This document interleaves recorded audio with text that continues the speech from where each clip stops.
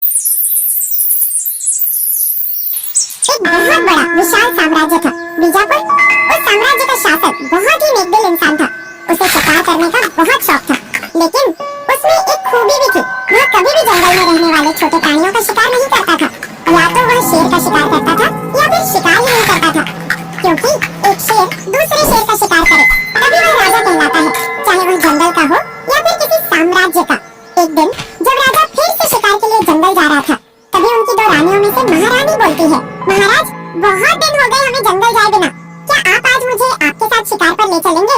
मन बहुत विचलित हो रहा है, आपके साथ जंगल चलने के लिए आप ले चलोगे ना? महारानी, आपको तो पता ही है जंगल में कितने भयानक जानवर रहते हैं, और शिकार करते समय कभी कभी शिकार का पीछा करते करते जंगल के भीतर बहुत दूर तक चले जाते हैं, जिससे लौटने में बहुत समय लगता है।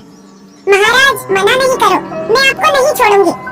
ठीक है महारानी, अगर तुम्हारी हट है तो चलो। इस तरह राजा भानु प्रताप और महारानी जंगल की ओर निकल पड़ते हैं। जंगल में उन्हें सभी जानवर दिखाई दे रहे थे, लेकिन राजा को वह दिखाई नहीं दे रहा था जिसका राजा को शिकार करना था। राजा ने अपने घोड़े की रफ्तार और बढ़ा ली ताकि वह शेर का शिकार कर सके। शेर की तलाश में राजा देखते ही देखते महारानी से बहुत आगे निकल गए। ये महाराज कहाँ निकल गए? इस जंगल में कहीं भी नजर नहीं आ रहे। अब मैं क्या करूं? कहाँ ढूंढूं उन्हें? मुझे तो कुछ समझ नहीं आ रहा। इतना सोचते सोचते महारानी इधर उधर देखने लगी।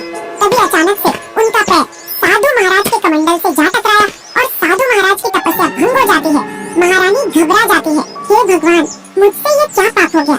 साधु महाराज क्रोध में आ जाते हैं और महारानी से बोलते हैं, तुमने हिरण की तरह उतल पुतल करके मेरी घोर तपस्या भंग की है ना, तुम्हें अभी के अभी हिरण बनाता हूँ। साधु महाराज मुझे क्षमा कर दीजिए, मैंने जानबूझकर आपकी तपस्या भंग नहीं की। मुझसे यह पाप अनजाने में हुआ है, मैं बेगुनाह हूँ साधु महाराज। मैं तो बस इधर उधर महाराज की खोज कर रही थी, पता नहीं कहाँ निकल गए शिकार करते करते। तो आप महारानी हो, लेकिन आपको पता ही है धनुष से निकला बाण और मुंह से निकले शब्द कभी वापस नहीं आते। लेकिन एक रास्ता है जिससे तुम इस श्राप से मुक्त हो सकती हो। तुम्हें अपना यह रहस्य किसी को भी नहीं बताना है, गुप्त रखना है। समय खेल बदलेगा और समय खुद तुम्हारे पास चलकर आएगा तुम्हें लेने के लिए। उधर महाराज का ध्यान जैसे ही शिकार से हटता है तो वह पीछे मुड़कर महारानी को देखते हैं, पर महारानी कहीं नजर नहीं आती। न शिकार हाथ लगा और न ही महारानी कहीं नजर आ रही। कह रही थी हमसे तुम्हारा पीछा नहीं छोड़ेंगे। लगता है रास्ते में कहीं रुक गई होगी विश्राम करने के लिए। इतना सोचते सोचते राजा भानु प्रताप वापस उसी रास्ते से लौट आते हैं, पर कहीं भी उन्हें महारानी नजर नहीं आ रही थी। वह ढूंढते ढूंढते परेशान हो गए और शाम भी ढलने को आ गई। राजा परेशान होकर महल की तरफ लौट आए। सोचा शायद महारानी महल लौट गई होंगी।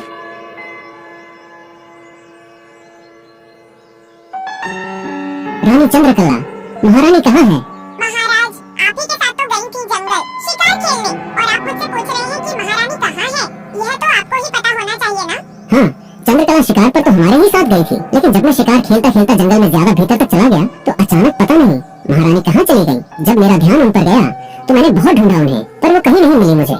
इतना बोलते ही राजा वहाँ से चला आता है और सैनिकों को पास बुलाकर बोलता है, सैनिकों, जंगल का कोना कोना छान मारो और देखो महारानी कहाँ है। जो भी उन्हें खोज निकालेगा उसे मुंह मांगी इनाम दी जाएगी। इस तरह सैनिक जंगल में महारानी की खोज के लिए निकल पड़ते हैं। वे जंगल में हर जगह ढूंढते हैं, लेकिन परेशान होकर शाम को वापस महल की ओर चल देते हैं। राजा भानु प्रताप ने महारानी को हर जगह खोजा, लेकिन कहीं भी पता नहीं चला। इसी तरह समय निकलता गया और कुछ समय बाद राजा फिर से शिकार खेलने के लिए जंगल गया। राजा को झाड़ियों में हलचल नजर आई तो उन्होंने देखा कि कोई जानवर है। वो जैसे ही आगे बढ़े तो शेर नजर आया। शेर ने जैसे ही राजा पर हमला किया तो राजा ने तीर चला दिया। तीर लगते ही शेर ने बचकर भागना शुरू किया तो राजा ने उसका पीछा किया, और जैसे ही राजा ने तीर छोड़ा शेर वहां से भाग निकला और वह तीर जाकर एक साधु को लग गया जो तपस्या कर रहे थे। तीर लगते ही साधु बोले, तुम जो भी कोई हो जिसने भी तीर चलाया है, मैं तुम्हें श्राप देता हूँ। तुमने जिस तरह मेरी तपस्या भंग की है, तुम्हें भी उसका परिणाम भुगतना पड़ेगा। तुम्हें इंसान से संतान की प्राप्ति नहीं होगी, ये मेरा श्राप है तुम्हें। साधु महाराज, मुझे माफ कर दीजिए। मैं तो उस शेर को अपना निशाना बनाकर बाण चला रहा था। जैसे ही शेर भागा, बाण आपको आकर लग गया। मैंने जानबूझकर आप पर बाण नहीं चलाया। मैं गुनहगार नहीं हूँ, मुझे माफ कर दीजिए। राजन, आप हो, लेकिन जैसा कि आपको पता ही है कि आपके धनुष से निकला बाण और मेरे मुख से निकले शब्द कभी वापस तो नहीं आएंगे। इसका कोई तो उपाय होगा साधु महाराज। इसका उपाय संभव तो नहीं लग रहा, लेकिन फिर भी मेरे पास ये एक फल है।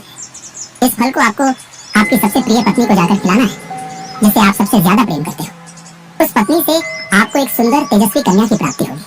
वही कन्या तुम्हें और तुम्हारे परिवार को श्राप से मुक्त कराएगी। मैं तुम्हारे महल पहुंचने से पहले ही उसकी प्रतिमा महल में प्रकट कर दूंगा, जो बड़ी होकर उसी तरह की दिखाई दे, पत्थर की प्रतिमा के रूप में होगी। इस तरह राजा भानु प्रताप साधु से वह फल लेकर अपने सैनिकों के साथ राजमहल की ओर रवाना हो जाते हैं। चलते चलते रास्ते में अचानक से वह फल राजा से गिर जाता है। राजा को इस बात का एहसास तक नहीं होता। राजा राजमहल पहुंच जाते हैं और उस पत्थर की प्रतिमा को देखकर बहुत खुश होते हैं। वह अपनी रानी चंद्रकला के पास जाकर अपने पास वह फल देखते हैं। नहीं मिलने पर वह समझ जाते हैं कि वह फल कहीं गिर गया है। राजा तुरंत सैनिकों को बुलाते हैं। सैनिकों को आदेश देते हैं, जाओ और अभी के अभी उस फल को ढूंढ कर लाओ जो साधु महाराज ने दिया था, नहीं तो इस साम्राज्य को कभी भी उसका उत्तराधिकारी नहीं मिल पाएगा। राजा भानु प्रताप की इतनी बात सुनकर सैनिक वहां से निकल आते हैं और जंगल की तरफ चल देते हैं।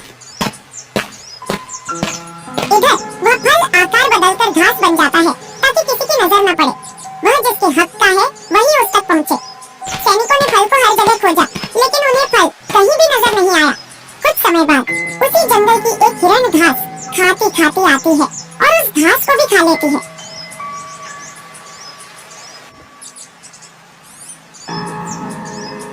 इसी तरह समय निकलता रहा और उस हिरण को एहसास होने लगा, मुझे ऐसा क्यों लग रहा है कि मैं माँ बनने वाली हूँ। समय गुजरता गया और एक दिन उस हिरण ने एक सुंदर बच्ची को जन्म दिया। मैंने एक इंसानी बच्ची को जन्म दिया, आखिर ये कैसे संभव है।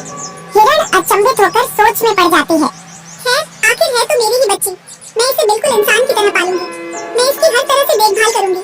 इस तरह वह उस बच्ची को लेकर वहाँ से एक झोपड़ी की तलाश में निकल पड़ती है, क्योंकि इस तरह खुले जंगल में तो रख नहीं सकती थी, नहीं तो जंगली जानवर हमला कर देते।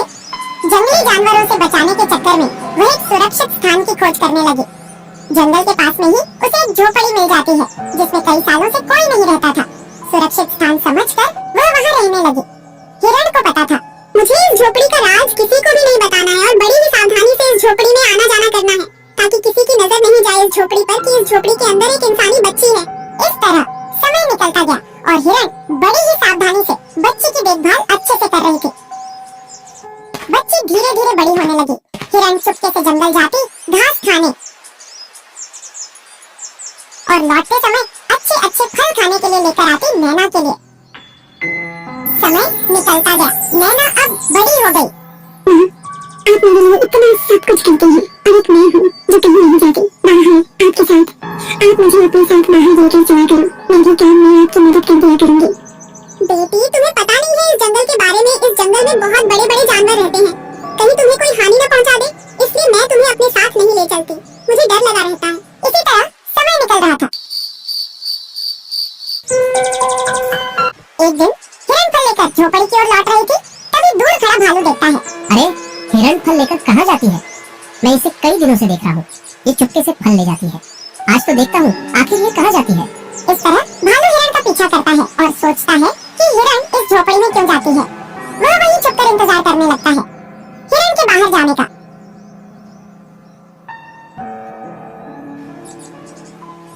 जैसे ही कुछ समय बाद हिरण बाहर जाती है तो भालू जाकर देखता है कि आखिर झोपड़ी के अंदर ऐसा क्या है। जैसे ही देखता है तो उसे इंसानी लड़की नजर आती है। अरे ये क्या, एक लड़की से मिलने आती है? हिरण माजरा क्या है, देखना पड़ेगा अब तो, तभी जाकर इस इंसान को अपना भोजन बना पाऊंगा। बड़ा मजा आएगा खाने में। अचानक वहाँ हिरण आ जाती है और भालू को वहाँ से जाते देखकर वह घबरा जाती है और सोचती है, पता नहीं आज तो इस भालू ने मेरी बच्ची को कहीं कुछ नुकसान तो नहीं पहुँचाया है भगवान।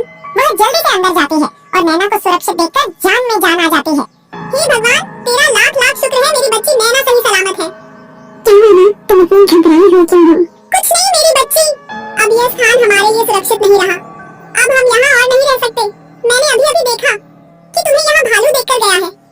वह कभी भी अपना शिकार बना सकता है। हमें यहाँ से कहीं और चलना होगा, सुरक्षित जगह पर। उधर भालू खुशी खुशी लौट रहा था, तभी उसकी मुलाकात जंगल के राजा शेर सिंह से हो जाती है। अरे वाह भालू भाई, आज शिकार खुद चलकर मेरे पास आ रहा है। अरे रुको रुको राजा शेर सिंह, मुझे मत खाओ। तो फिर क्या, तेरे परिवार वालों को बुला रहा है दावत पर? नहीं नहीं, तो फिर मेरा सोने का समय क्यों खराब कर रहा है? अभी खाता हूँ तुझे। अगर मैं तुम्हें मुझसे भी अच्छा भोजन दूं तो तुझसे अच्छा भोजन क्या हो सकता है? इंसान का भोजन। क्या सच में? हाँ, तेरे पास इंसान कहाँ से आया? जल्दी बता। आया नहीं रहता है इसी जंगल में। क्या शेर सिंह के इलाके में इंसान रहते हैं और शेर सिंह को ही पता नहीं? मैं शेर सिंह नहीं हो सकता। मेरा मतलब शेर सिंह के इलाके में इंसान नहीं रह सकते। तो चले राजा साहब। हाँ हाँ, चलो जल्दी से। इधर हिरन नैना को लेकर वहाँ से निकल लेती है। उसे पता था अब जंगल का कोई भी जानवर हम पर कभी भी हमला कर सकता है। हम यहाँ सुरक्षित नहीं है। उधर भालू बड़े ही होशआवाज में शेर को लेकर उस झोपड़ी पर पहुँच गया। राजा साहब, इसी झोपड़ी के अंदर है वो इंसानी बच्ची। अच्छा सुन भालू, अगर तूने मुझे बेवकूफ बनाया ना तो मैं तुझे तेरे परिवार वालों को भी नहीं छोड़ूंगा। हाँ हाँ ठीक है शेर सिंह जी, लेकिन अगर मेरी कही हुई बात सही निकली तो फिर मैं तुझे और तेरे परिवार को कभी अपना शिकार नहीं बनाऊंगा। और अगर तू झूठा निकला तो तू गया आज एक लंबी यात्रा पर। हाँ हाँ ठीक है। इतना सुनते ही शेर सिंह झोपड़ी में घुस जाता है। भीतर देखता है तो उसका दिमाग चकरा जाता है। भालू भीतर आ। भालू भैया भीतर जाते हैं। भीतर देखते ही भालू भैया की मौत होने वाली घंटी बज जाती है। शेर सिंह भालू को अपना 2-3 दिन का भोजन बना लेता है। उधर हिरन सभी जंगली जानवरों से नैना को बचाते हुए ले जा रही थी। तभी राजा के 2 सैनिक उसी जंगल से गुजर रहे थे। वे अचानक चलते चलते हिरन और नैना के पास आ पहुंचते हैं। अरे भाई, ये तो हमारी वही पत्थर की मूर्ति वाली राजकुमारी है। लेकिन यह इस जंगल में क्या कर रही हैं? राजकुमारी जी, चलो हमारे साथ राजमहल। और तुम तो पत्थर की हो राजमहल में, लेकिन यहाँ तक कैसे आई? आप कौन हो? मैंने तो आपको पहली बार